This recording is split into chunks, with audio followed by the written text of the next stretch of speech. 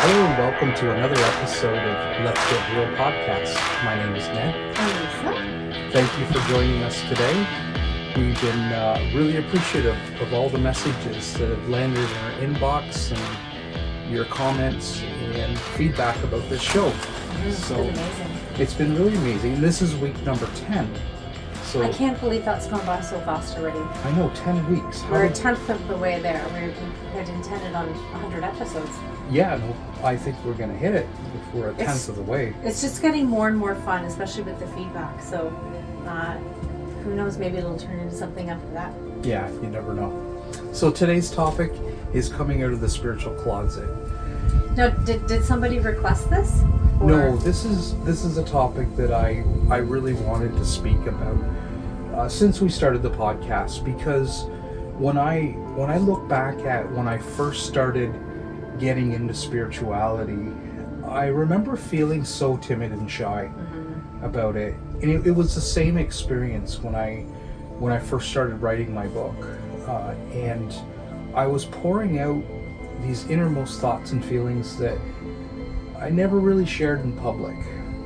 So coming out of the spiritual closet for me was a really big deal, because I had years ago I had this persona that I was this or I was that, or was the tattoo guy, whatever that meant. It's kind of the dude persona, right?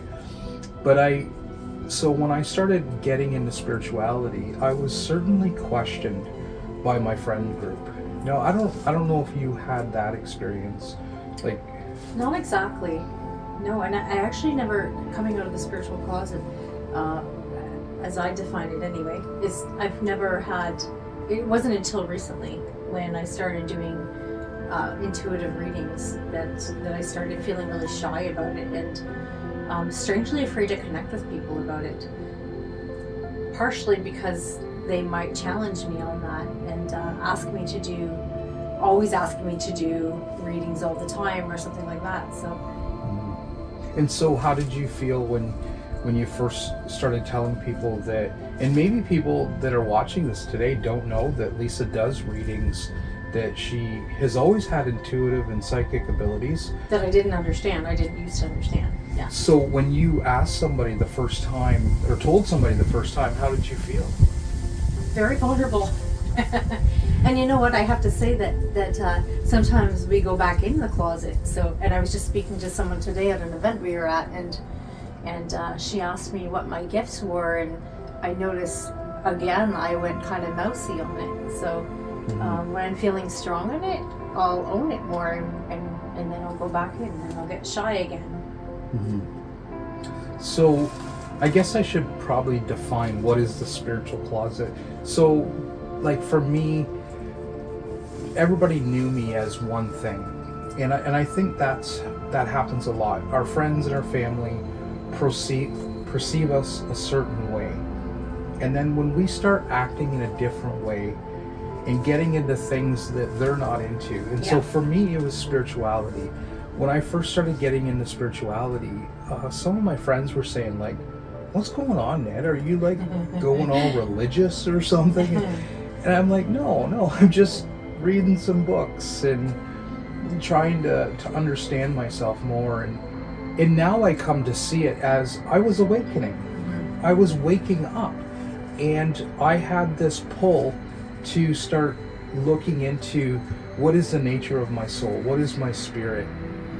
These questions were starting to become more interesting to me. So I think that's a sign, one of the signs that you're ready to come out of that spiritual closet, when you start to feel maybe a little different than maybe your other friends do, or you're starting to get interested in topics about spirituality that you normally would have nothing to do with.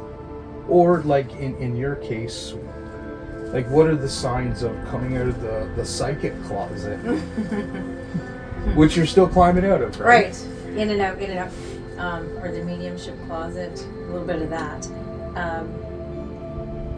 I think, I don't know how else to put it, but just a sudden, like having a sudden discovery of something and feeling that almost like you've been dropped into a different world, right? Mhm. Just that feeling that's kind of a sign. Hmm. And I think it's really important that if you have any inclination about, diving into your spirit more, or reading some literature, or fine-tuning some of your psychic abilities, and I think there's a lot of people out there that are very psychic. Yeah, I think more than ever we're discovering that we are. Not everybody is discovering that, but it's possible that we all are. We did this episode not that long ago, and it was about the shift that's happening. And I think this is why this episode is so important, because there is a shift happening. And with this shift that's happening, global consciousness is expanding, and our consciousness is expanding as a result of that. So I think there'll be more people that are getting this nudge to kind of wake up, look deeper within. Start using your gifts that you may know that you've had all your life, but been just a little too shy to tackle it, or to just publicly put it out there. That can bring up that fear, right? The fear of the unknown, fear of being our authentic self. Because I think if we're using these gifts, that's our authentic self coming up, right? Mm-hmm. It's our divine gifts. And you said vulnerability.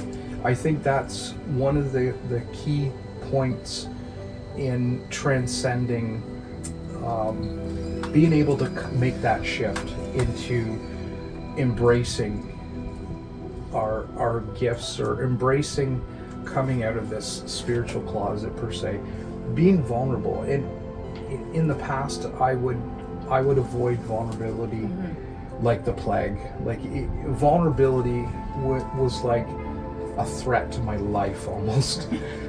But what I've learned is that over the years, as I've let myself become more vulnerable, I've learned that vulnerability is such a beautiful thing. It's beautiful because it pushes us out of our comfort zone. It pushes us out of that ego state that we're in, right? The vulnerability is the ego. It's your mind that says, I'm not this, or I can't do that. It's only your mind. Yeah. And I think that's a key point as well. To transcend your vulnerabilities, we have to be able to suspend the mind. Just let it go. Let it go, and try whatever you want to do anyways. I can feel my body relax even as you're saying that. Just let go. Just let go.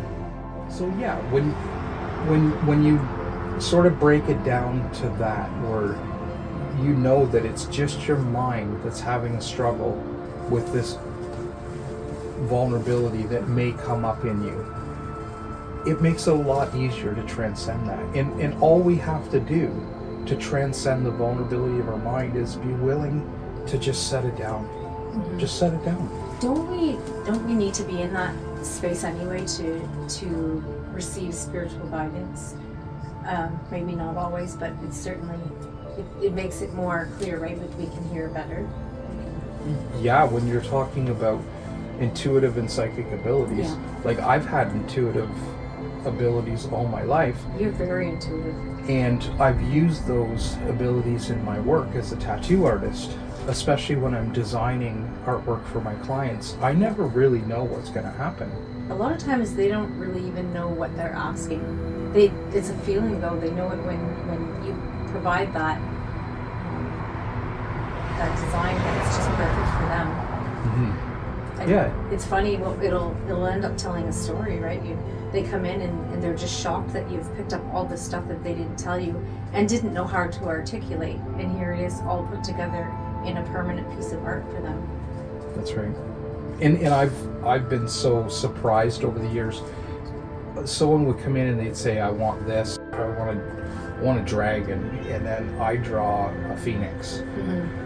And it's like, when they show up at the door and I've got this phoenix drawn instead of a dragon, and then I explain to them why I did that, 9 times out of 10 they're just blown away. They're like, how did you know? And I said, I don't know. And that's the thing about vulnerability, is that if we let it go, and let go of the notion that we know what's going to happen when we walk through that vulnerability, we can tap into some of our gifts more easily. Mm-hmm. And I do that with my designing all the time. I just wanted to be clear that it's okay to feel that vulnerability, even though we talk about transcending it. It's not something to run away from, right? No, it's something to lean into. Yeah. And I think that's the difference for me now, is that when I notice that I feel vulnerable, and I still feel vulnerable, but my vulnerability is just like, it's a sign, like, oh, I get to grow today. Yeah, I was telling you, I felt that really strongly when I was talking to someone new today, who was just, she was just honing in on questions for me about my gifts, and it was actually an enjoyable experience, and I allowed it to be. Mm-hmm. That emotion came up, and I just let it be okay, and it took me somewhere new. Yeah. Which possibilities open up then, right? That's right. Mm-hmm. So, in conclusion to this, if you have this inclination or a feeling that, you know, you're getting more drawn into spirituality, and it's starting to pique your interest, just allow it. Allow yourself to enjoy it. Don't worry about what others are going to think. That's what I was going to say. Yeah. And again, like when I started this talk, I was talking about when I wrote my first book. When I launched that first book, I was deathly afraid. You were. And what made me afraid was that I was worried about what other people were going to think about me. That's common. And I had to set that down in an effort to move forward in my purpose. So if you have this inclination that it's your time to wake up, or it's your time to share your gifts, it's okay to be vulnerable, but the next step is to, you know, feel that vulnerability,